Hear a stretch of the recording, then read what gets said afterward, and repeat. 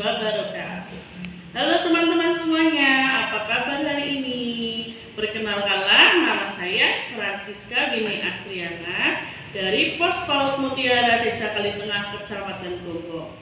Video ini saya buat dalam rangka lomba video membaca nyaring buku cerita bagi guru TK PAUD RA tingkat Kabupaten Kebumen tahun 2022 dengan tema Membangun Budaya Literasi di Kabupaten Kebumen dalam rangka peningkatan literasi berkelanjutan di masa pandemi COVID-19. Saya akan membacakan buku cerita dengan judul Timun Mas. Cerita rakyat Timun Mas merupakan cerita rakyat asal Jawa Tengah yang sudah melegenda, bahkan menjadi dongeng pengantar tidur secara turun-temurun. Cerita rakyat ini sangat menarik dan disukai anak-anak. Cerita rakyat Timun Mas bercerita tentang kisah Mbok Sirni yang mendapatkan sebuah biji timun ajaib dari buto ijo, dan kemudian biji tersebut di dalamnya ternyata berisi seorang bayi. Kemudian Mbok Sirni memberikan nama bayi di dalam timun ajaib tersebut Timun Mas. Sekarang saya akan membacakan cerita rakyat dengan judul Timun Mas. Di sebuah desa terdapat seorang janda bernama Mbok Sirni yang ingin memiliki seorang anak. Harapannya jika ia memiliki seorang anak, akan ada yang menemani hidupnya yang sepi dan sekaligus membantunya bekerja. Tuhan memang tidak serta-merta memberinya anak sesuai doanya. Namun suatu hari datang seorang raksasa bertubuh besar tinggi yang berjanji akan memberikan Mbok Sirni anak.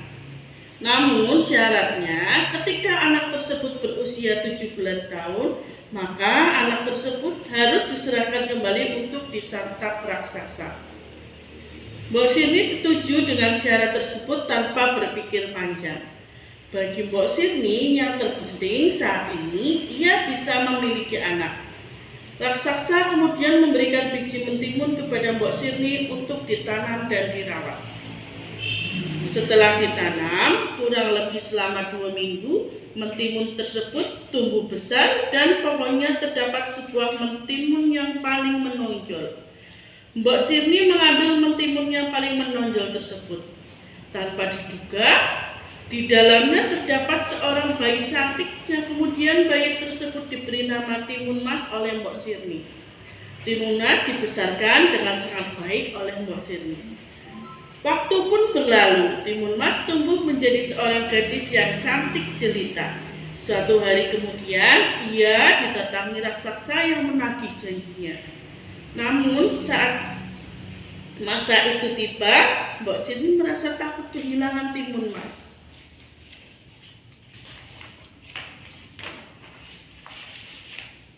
Mbok Sirni pun mengulur janjinya supaya raksasa datang kepada Mbok Sirni 2 tahun lagi.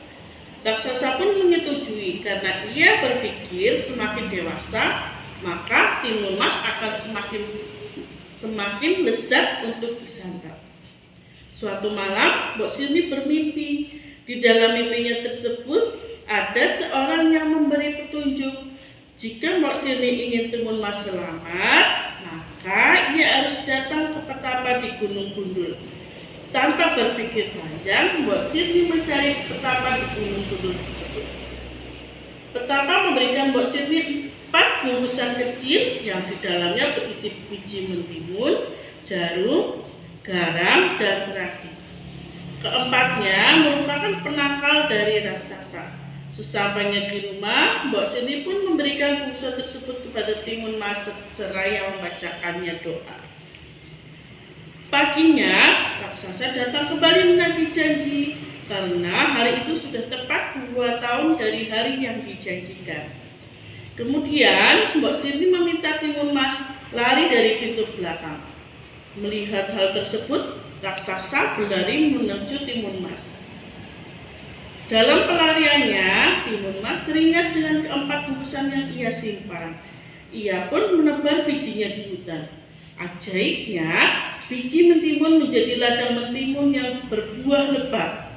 Raksasa pun memakan buah mentimun di ladang tersebut untuk menambah tenaga. Kemudian timun mas menebar jarum dan dalam sekejap jarum tersebut berubah menjadi pohon bambu yang tinggi dan tajam. Pohon tersebut melukai kaki raksasa. Namun raksasa terus berusaha mengejar timun mas meski dengan kaki yang berdarah-darah. Melihat raksasa yang masih mengejar, timun mas kemudian membuka bungkusan garam. Kemudian garam tersebut ditaburkan dan seketika hutan menjadi lautan yang luas. Namun raksasa mampu melewatinya. Terakhir, timun mas membuka bungkusan terasi dan seketika terbentuklah lautan yang airnya mendidih. Akhirnya raksasa tidak mampu menyelamatkan diri dan ia harus meninggal dan tenggelam dalam lautan mendidih tersebut. Akhirnya pelarian timun mas pun membawa hasil.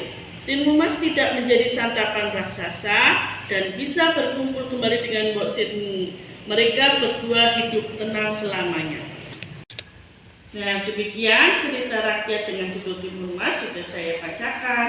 Pesan moral cerita rakyat Timun Mas tersebut adalah setiap manusia akan diuji oleh Tuhan dengan berbagai masalah. Namun setiap masalah yang diberikan Tuhan pasti ada jalan keluarnya.